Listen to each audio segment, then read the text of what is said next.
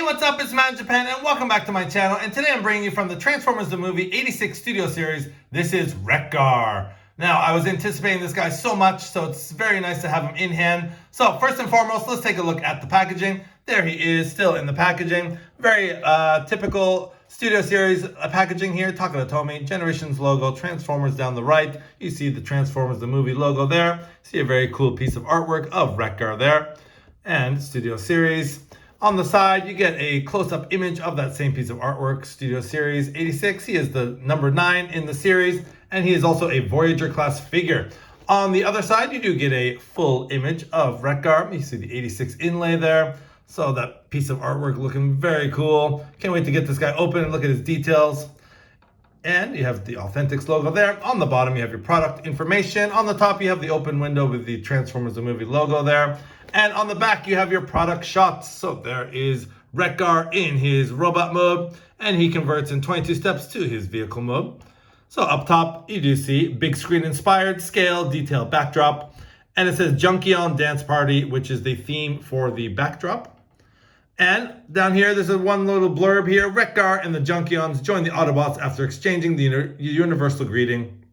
See if I can get this right. Ba weep gragna weep nini bong. Sounds a lot better when he says it in the movie, but anyways, that was the universal greeting they used, so very cool. So without further ado, let's get 86 Studio Series Wreck-Gar opened up and see what he's all about. All right, so here we have Studio Series 86 Wreck-Gar out of the box and onto his backdrop. So just taking him off the backdrop real quick and just to show you what the backdrop looks like. There it is. So some very nice artwork there as usual. Some nice details. So speaking of details, let's get up close and personal with this guy. So one thing I noticed right off the bat, and I will show you the back of the box here. I just want to have you take a look at the coloring on this guy. He's got a lot of browns, a lot of earth tones, almost sort of a salmon. I want to say like a sort of a dirty salmon pink here. He's got the red and grays and things. And he almost has like a two-tone color here with a little bit of brown and more of that sort of salmony pink. Now on the box, I'm just going to put him down for a sec. On the box, he looks a lot more sort of yellow, sort of more of a traditional Wreck-Gar of what we've seen in the past with figures. More of yellow on the knees and more browns and actually more sort of earth tones. If you kind of compare the actual figure itself and what you see on the back of the box, it's actually very different. And I think I like the coloring on the packaging better. Opening him up and seeing him, especially on the legs there, you do see a lot of difference in color there. I'm not sure if they changed things at the last minute, but I definitely like the rendition on the box better. Also, there's not a whole lot of paint on this guy. I was thinking maybe there's a little bit more paint on him. As it is now, he's actually very sort of, I hate to say the word, but very sort of dull looking. I don't know, that could just be my opinion, but anyways, let's take a look at his details here. Now, he does come with 3 accessories, basically. He does come with his axe weapon, which spins, so that's very cool. I really like how freely that spins. So he comes with the axe weapon, and he does come with 2 tires, obviously for the motorcycle mode, and they can just clip on here on these spikes, and they actually recess into the legs there. And you can use one as a shield for his arms, but those do come off, so I'm just gonna take those off right now.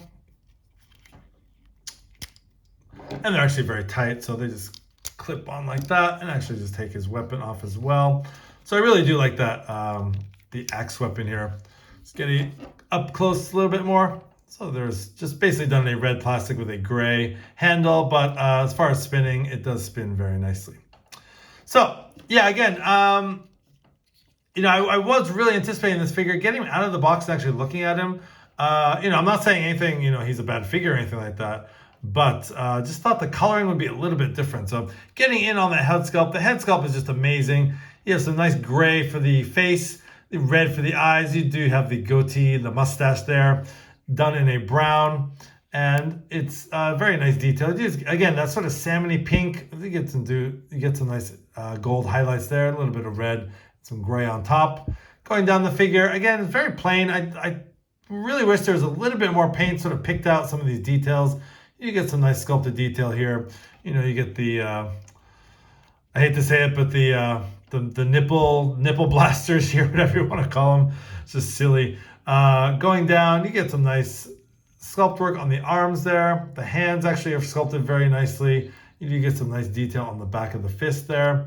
So going down the figure, again, the saddlebags too, like on the box, does look like they were maybe painted silver at one point, but they are just sort of done in a gray plastic. Again, could have used some more paint all throughout this figure. You do get some nice sculpt work through the waist and the upper legs.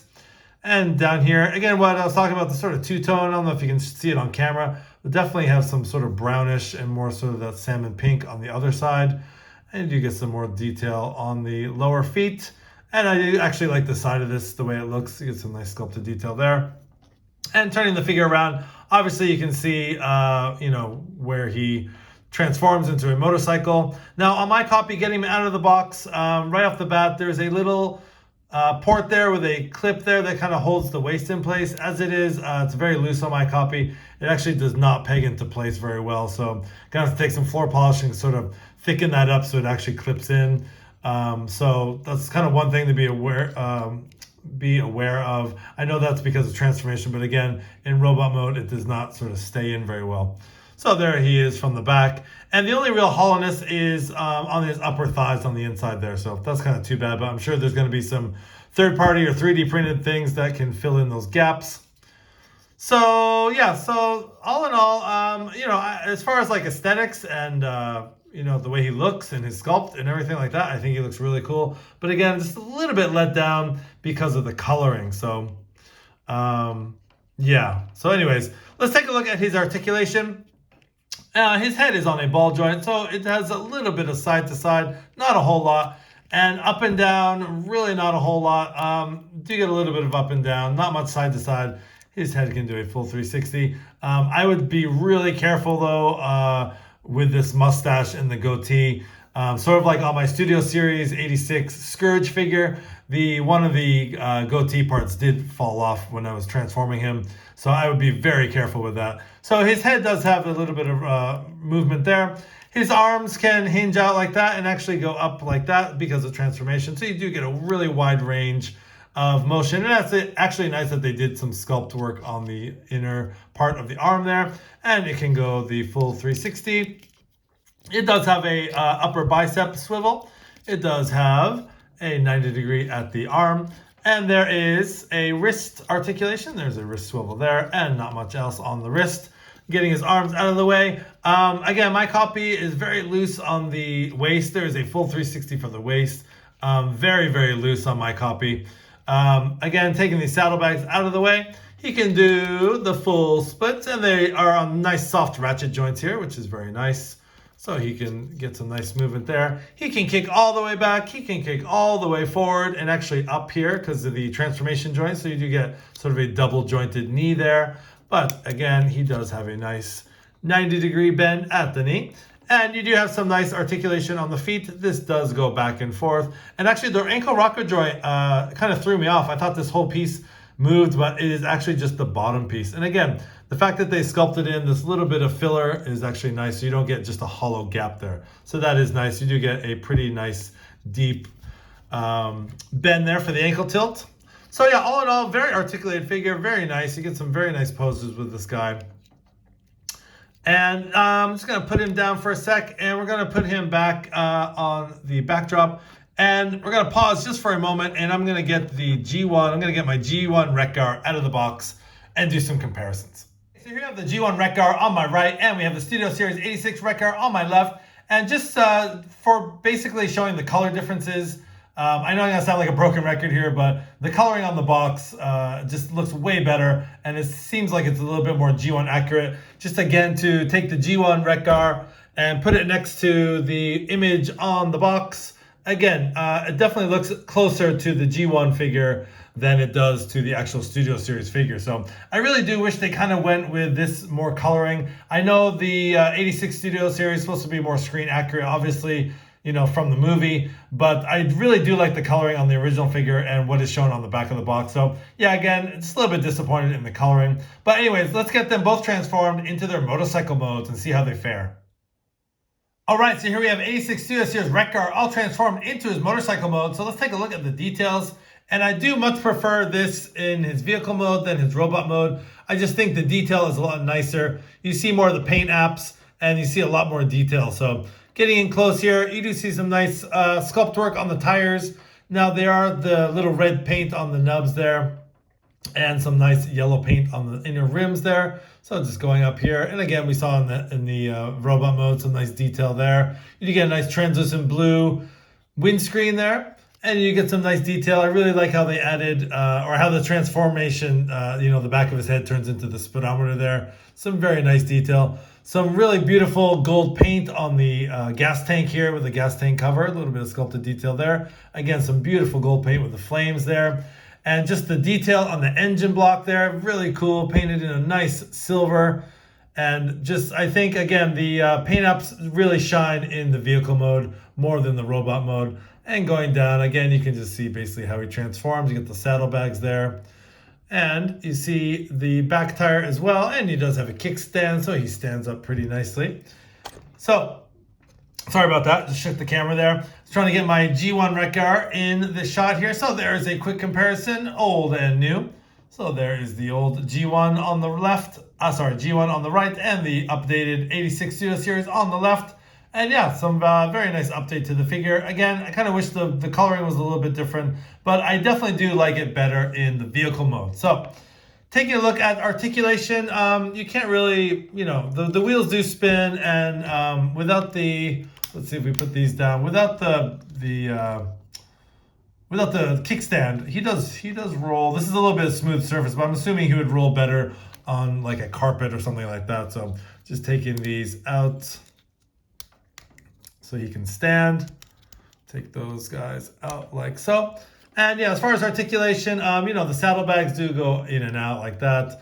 The handlebars can go back and forth a little bit like that. Other than that, there's no real steering. It's all pretty static. Everything's sort of tabbed in here and tabbed in here. So there's not a lot of you can't really steer or turn the front wheel. So the wheels can move, the handlebars can kind of go up and down, and the saddlebags can kind of move in and out. That's about it. If you do want weapon storage for the axe, if I can find my axe, here it is.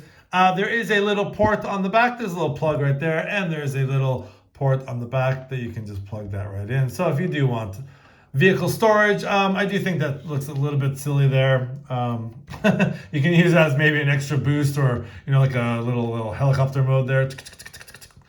Yeah, I don't really like that. It is nice to have the weapon storage, but anyways.